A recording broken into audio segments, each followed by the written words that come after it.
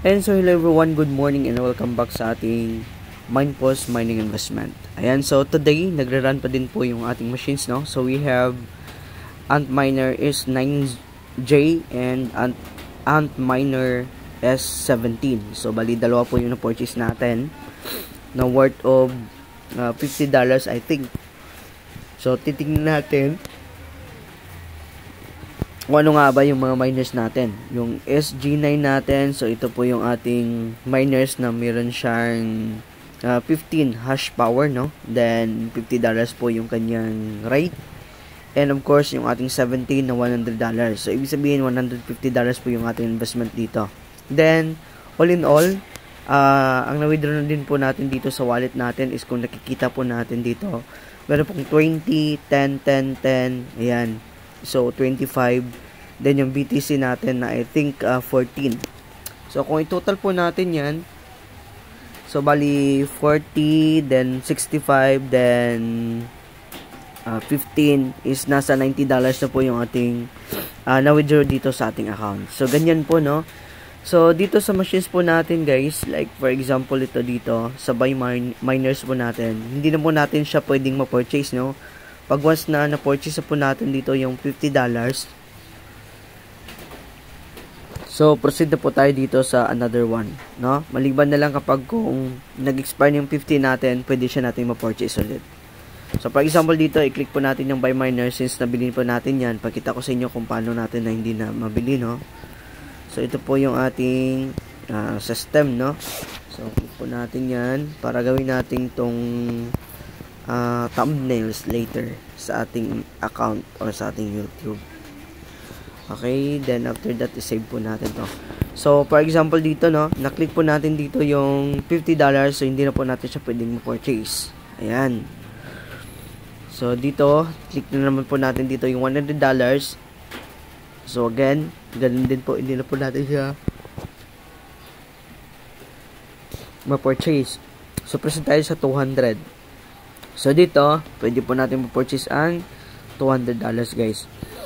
So dito pwede po natin gamitin yung Bitcoin natin, yung any crypto wallet po natin, no, yung mga trusted wallet po natin diyan. Pwede po natin gamitin dito USDT, then Ethereum, and of course yung TRX po natin. Litecoin, then marami pang iba. So yan po yung pwede natin magamit. So sa pag-deposit po dito, no, gamit po yung ating USD TRC20. Ito po yung ginagamit ko at saka yung Bitcoin natin. So yung Bitcoin natin, pwede nyo gamitin yung crypto wallet nyo dyan na GCash at saka pwede din naman yung ating Binance. So natry ko din po yung withdrawal sa Binance, no? Mas medyo mabilis din. And of course yung sa GCash natin, may tatlong confirmation pa siya na dadaanan bago siya mapunta sa GCash natin. Pero mas mabilis din, no? Minutes lang. I think mga 3 to 5 minutes andyan na po sa account natin yung ating withdraw. So dito sa USDT, click po natin yung USDT. So ganito lang po mag-recharge guys, no? Okay, mas mabilis po dito yung recharge natin. So for example dito yung $200 natin.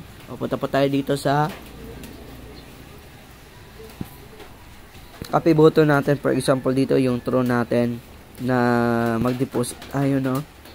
So click po natin yung wallet address natin. Ganun lang yun. Then punta po kayo sa Binance ninyo. Open nyo po yung Binance ninyo, open nyo po yung wallet ninyo. Okay, so dito, okay, so doble yata yung pag-open ng natin. Okay, wag lang muna tayo dito sa ating Binance kasi na-open ko doon sa kabilang cellphone ko yung ating Binance. For example, dito sa GCash. So, ang gawin nyo po dito is open nyo lang yung GCash niyo. Then, after opening your GCash, punta po kayo dito sa inyong profile. I know. Dito sa inyong home. Then, makikita nyo po sa home button. Okay, sa home, then punta po kayo sa view, all services, then punta po kayo sa Gcrypto ninyo. Yan. Then, doon sa Gcrypto ninyo, kailangan nyo po muna dito mag top up, no? Kailangan po, may laman po muna yung Gcrypto ninyo para maka-buy kayo dito ng 200 USDT. So, kailangan mo siyang i-top up. So, paano nga ba mag-top up, no? Click nyo lang yung top up. Then, enter nyo lang po dito ng amount na katumbas ng $200. For example, dito yung $200 natin. So, pasobrahan nyo guys, no? Kasi may mga service fee po dito na $1 or $2. So, for example, dito yung USD natin is 58 times 200. So, yung magiging i-deposit po natin sa account natin is, I think, mga 12,000 goods na yun siya. So, sa 12,000, so, makakakuha na po tayo dito ng 200 plus na, ay may sobra na po tayo dito, kasali yung charge niya. So, kailangan pa sobrahan nyo po para, tawag dito sa purchase natin, hindi po kayo mag-insufficient balance. For example, 12,000, dito yung nilagay nyo. So, automatic po siya na mag-deduct dito sa Gcash po ninyo, no, pag once na natap up po natin. Pag may laman po na 12,000 yung Gcash niyo, automatic po yan. Then, click to continue.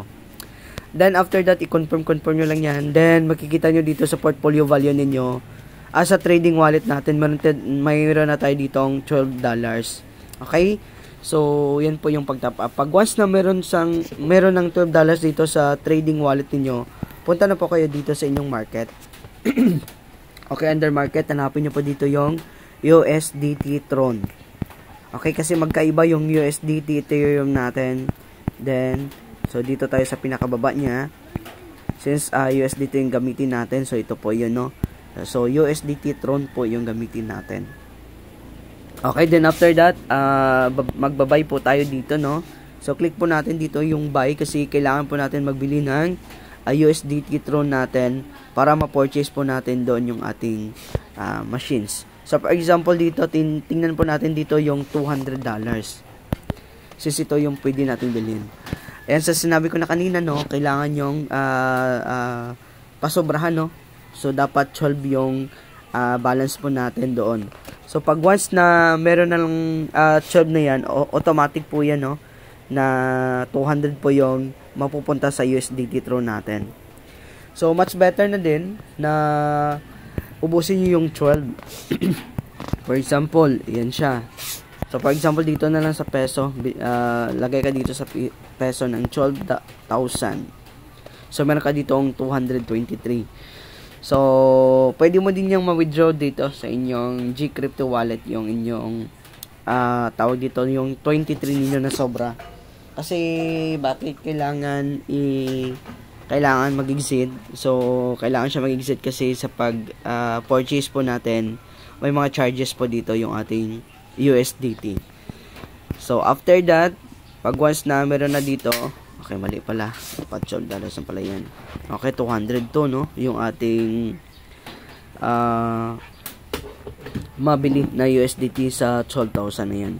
Then, after that, click nyo lang po dito yung inyong confirmation, no? Pag nag-get quote na yan, then, click nyo lang po dito yung inyong confirmation. Then, after that, kapag kumaylaman na yung USDT natin, doon na tayo mag-purchase ng ating USDT. So, for example, dito, sa pag-purchase, for example, yung USDT natin may laman na.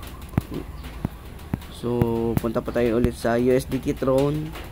Then, under USDT Tron, punta po tayo dito ng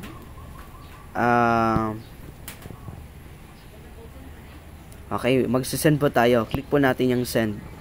Okay, yung nakopy po natin kanina na address, no, ng recipient natin. Like for example, itong ating, balikan natin to, yung ating Tron TRC20 na USDT. So, copy po natin yun ulit.